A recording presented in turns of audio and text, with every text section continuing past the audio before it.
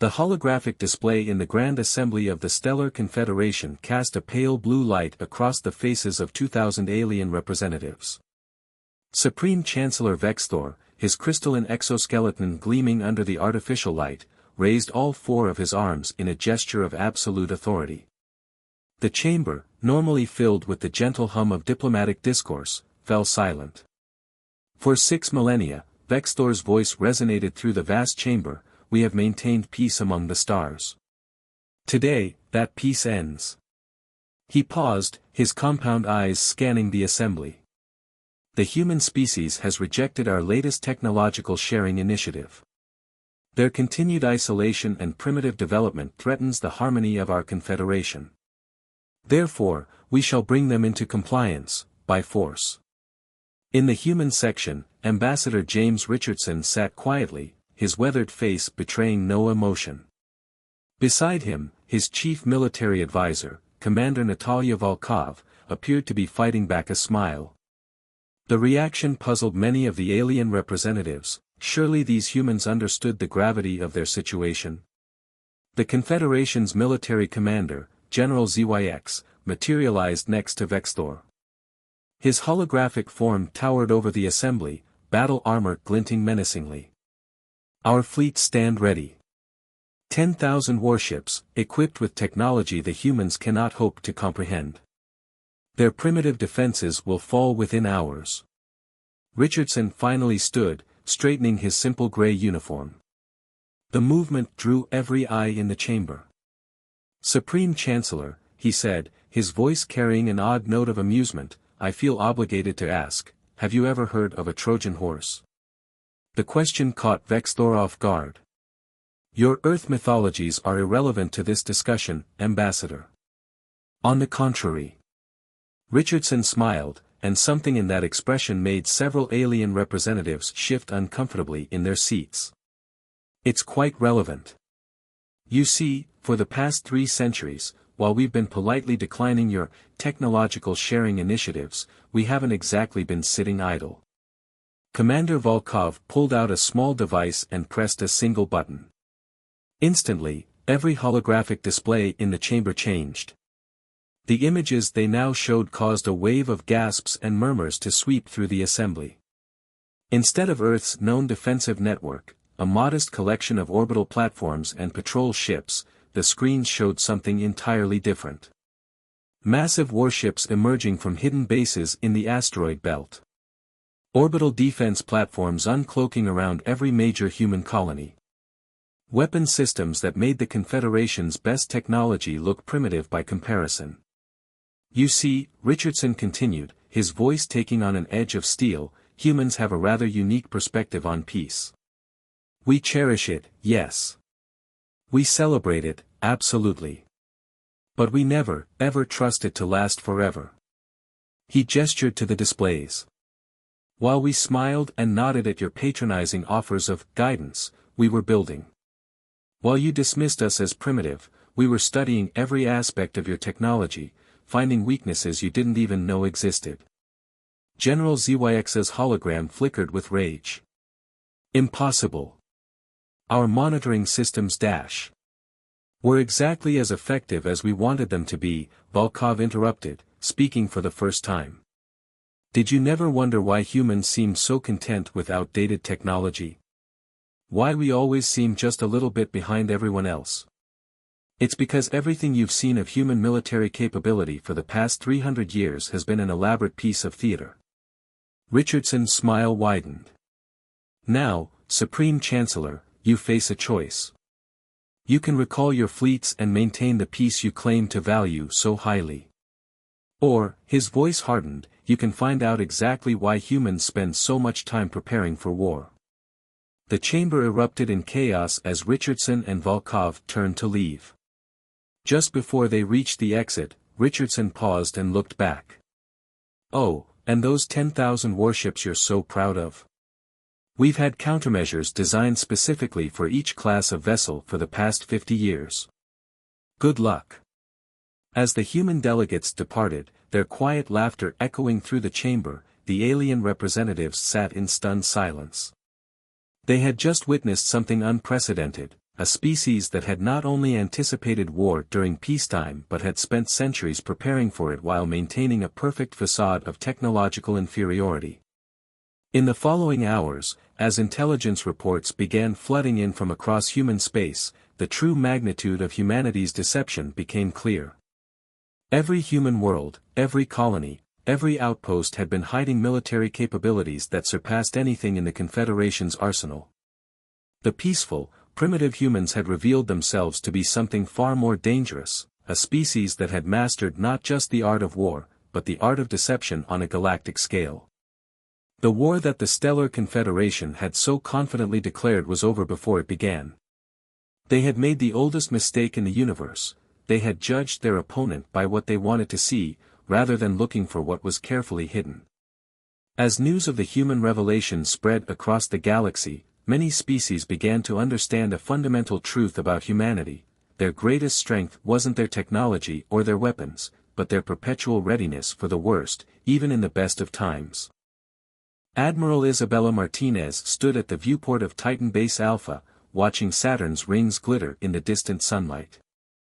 The secret facility, buried deep within the moon's methane ice, had been her home for the past 15 years. She turned as Fleet Director Raj Patel entered the command center, his footsteps echoing off the reinforced walls. "The Confederation took the bait," Patel announced, his dark eyes gleaming with satisfaction. "They actually declared war." Martinez nodded, turning to face the massive holographic display dominating the center of the room. With a gesture, she brought up Project Chimera's status, humanity's greatest deception, 3 centuries in the making. "Show me the Lazarus Protocol activation sequence," she ordered. Across the solar system, thousands of dormant facilities began awakening. Beneath the ice of Europa, inside the storms of Jupiter, hidden in the heart of Mercury's caverns, humanity's true military might stirred to life. "It's beautiful, isn't it?" Patel mused, watching the activation signals spread across the display. 300 years of preparation, finally bearing fruit. Martinez's mind drifted back to the early days, when humanity first encountered the Confederation. She had been a junior officer then, present at the first contact meeting. She remembered how the aliens had looked down on humanity's primitive technology, offering to guide their development like parents teaching a child. "Play the original mandate," Martinez said softly. The room's speakers crackled to life with a recording that every military officer knew by heart, the words that had shaped 3 centuries of human strategy. "Humanity faces a choice," the aged voice of Admiral Catherine Wong, the architect of Project Chimera, filled the room. "We can accept our place as the galaxy's children, forever dependent on the Confederation's guidance. Or we can hide our true potential, let them underestimate us, and build in secret until we're strong enough to stand as equals. We choose deception. We choose strength. We choose independence." Patel pulled up another display, showing the Confederation's approaching fleet. "Their ships are exactly where we predicted they'd be. The arrogance of their formation." He shook his head. "They really believe we're defenseless." "Activate the Phantom Grid," Martinez commanded. Across the solar system, quantum sensors that had laid dormant for decades powered up, creating a detection network far beyond anything the Confederation possessed. Every enemy ship was instantly mapped, their weaknesses catalogued, their tactical options predicted. "Admiral," a young lieutenant called out, "Project Oracle's simulations show a 99.7% chance the Confederation will target Earth first. They'll try to make an example of us." Martinez smiled grimly. "Just as we planned." She turned to the tactical display, where thousands of hidden human vessels waited in perfect position. Each ship was a masterpiece of engineering, incorporating both reversed-engineered Confederation technology and humanity's own innovations. "Send the signal to all fleet commanders," she ordered. "Operation Looking Glass is now active." Throughout the solar system, holographic projectors that had for centuries created the illusion of a primitive human defense network powered down. In their place, humanity's true defenses became visible for the first time. Massive battle stations emerged from their hiding places in the Kuiper belt. Stealth destroyers decloaked in the asteroid belt. Quantum weapon platforms activated around every human world. "Admiral," Patel said quietly, "the Confederation fleet will be in range in 6 hours. Their long-range scans are just starting to pick up our true capabilities."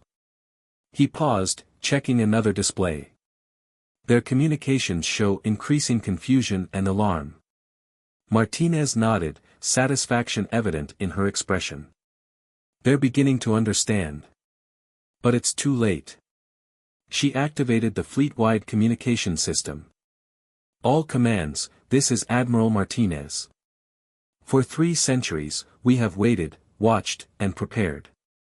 The Confederation thought they were coming to discipline an upstart species. Instead, they've walked into a trap 300 years in the making. Today, we show the galaxy that humanity will never again be underestimated." As she spoke, throughout the solar system, human ships moved into attack positions with practiced precision. Every maneuver, every formation had been rehearsed countless times in secret. The trap was set, and the Confederation fleet was heading straight into it. "Send one final message to their command," Martinez ordered. "Tell them, the student is ready to teach the master a lesson." The first battle of the war lasted exactly 7 minutes and 13 seconds. Nobody in the Confederation fleet even saw the human weapons that destroyed their front line. One moment, their advance guard of 30 ships was proceeding confidently toward Earth. The next, they simply ceased to exist, their atoms scattered by weapons that operated on principles the Confederation hadn't even theorized yet. From his flagship's command bridge, Confederation Fleet Commander Dextari watched in horror as the impossible happened. "Status report," he demanded, his crystalline appendages clicking in agitation. "Unknown weapon signature, sir," his science officer responded, mandibles trembling. "Our sensors can't even track the method of attack. It's like they're using physical laws we don't understand." In the Jupiter Defense Zone, Admiral Martinez watched the battle unfold exactly as their simulations had predicted. "Deploy the quantum mesh," she ordered calmly. Across the solar system, hidden satellites activated, creating an interlocking network of quantum fields that would make Confederation faster-than-light travel impossible within the solar system. "They're trapped in normal space now," Patel reported with satisfaction. "Their fancy drive systems are useless." The Confederation fleet, suddenly finding itself confined to conventional physics, did what any military force would do when faced with an unknown threat: they launched a full assault. 10,000 ships, the pride of the Confederation Navy, opened fire with their most powerful weapons. Martinez watched calmly as the energy beams and plasma torpedoes approached the Earth defense grid. "Activate the mirror protocol." What happened next would be studied in military academies across the galaxy for centuries to come. The human defense grid didn't just block the Confederation attack, it caught it, held it, and sent it back at its source, amplified tenfold. 3,000 Confederation ships vanished in the backwash of their own weapons. "Impossible!" Dextari screamed as his fleet was decimated by its own firepower. No species could have developed this level of technology in secret. On every human ship, in every command center, screens displayed the message, Phase 2 initiated. This was the moment they had prepared for through countless simulations. The hidden shipyards of Mars opened their doors. The orbital platforms around Venus revealed their true forms. The asteroid belt itself seemed to come alive as thousands of human vessels emerged from their hiding places. "All fleets, execute Operation Checkmate," Martinez commanded. The human attack wasn't just overwhelming, it was precisely targeted. Every shot, every missile, every energy beam struck exactly where the Confederation shields were weakest. Centuries of studying their technology had revealed vulnerabilities they didn't even know they had. In the Confederation fleet, panic began to spread. Their much-vaunted technology, the basis of their superiority, was being systematically negated. Their encrypted communications were being intercepted and jammed. Their advanced targeting systems were being fooled by phantom signals. Their revolutionary shield harmonics were being matched and bypassed with casual ease. How? Dextari demanded as another wave of his ships disappeared under the human onslaught. How could they have prepared so thoroughly? The answer came in a transmission from Martinez herself, broadcast on all frequencies. "We learn from history, Commander. Every empire that fell, every civilization that collapsed, had one thing in common: they grew complacent. They stopped innovating. They stopped preparing for threats. We studied your technology not to copy it, but to surpass it. While you were perfecting your existing weapons, we were inventing entirely new ones. While you were maintaining peace, we were preparing for war." The battle continued, but it had ceased to be a contest and had become a demonstration. Each human attack showcased a different technological advancement that had been kept hidden. Quantum torpedoes that ignored physical barriers. Temporal disruption fields that aged Confederation ships to dust in seconds. Weapons that turned the enemy's own energy signatures against them. Patel approached Martinez as the battle entered its final phase. "They're requesting terms of surrender," he reported. Martinez nodded, her expression grave. "Accept their surrender, but make our terms clear: the age of Confederation superiority is over. A new era begins today." As the human fleet moved to secure their victory, Martinez looked out at the stars, thinking of the centuries of preparation that had led to this moment. Humanity had gambled everything on this strategy of deception and preparation. They had hidden their true nature, played the role of the primitive species, all while building the means to reshape the galaxy's balance of power. The war that was supposed to put humanity in its place had instead revealed their true position, not as students to be taught, but as masters who had been waiting for the right moment to show their strength. News of humanity's devastating victory spread across the galaxy at faster-than-light speeds. The Confederation's greatest fleet, reduced to scattered remnants in mere hours. But humanity wasn't finished, they were just getting started. From hidden bases throughout Confederate space, sleeper cells of human agents activated centuries-old protocols. Ships that had masqueraded as simple merchant vessels suddenly revealed their true nature. Trading outposts transformed into military strongholds. The deception, it seemed, went far deeper than anyone had imagined. In the Arcturus Command Center, Commander Natalia Volkov coordinated the galaxy-wide offensive. "Operation Avalanche is proceeding as planned," she reported to Admiral Martinez. "Our deep cover assets are neutralizing Confederate military installations across 17 sectors." The holographic display showed green dots lighting up across a map of Confederate space, each one representing another strategic position secured by humanity's hidden forces. 3 centuries of positioning assets was paying off with devastating efficiency. The Confederation never questioned why humans were so eager to establish trading posts in strategic locations, Volkov continued, a hint of pride in her voice. "Every colony we built, every mining operation we established, every research station we set up, all of them were designed from the start to serve as forward military bases." Martinez studied the tactical display, watching as more Confederate defense systems went dark. "Status of the Prometheus Protocol?" "Active and exceeding expectations," Volkov replied. "Their quantum communication network is completely compromised. Every transmission they send, we intercept. Every order they give, we know about before their own forces do." The door slid open, and Director Patel entered with urgent news. "Admiral, we're detecting massive energy signatures from the Confederate capital world. They're activating something big." The tactical display shifted, showing a massive structure emerging from beneath the surface of Xener Prime. "The Confederation's legendary superweapon," Martinez observed calmly. "Right on schedule. Should we be concerned?" Patel asked, watching as the massive weapon platform rose into orbit. Martinez smiled. "That platform was built using technology we provided them, disguised as trade secrets supposedly stolen from our merchant ships. We've known every detail of its construction since before they broke ground. On the main screen, the Confederate superweapon powered up, its energy readings going off the scale. Supreme Chancellor Vex Thor's voice boomed across all frequencies, "Humans. Witness the price of your treachery. This weapon can shatter planets.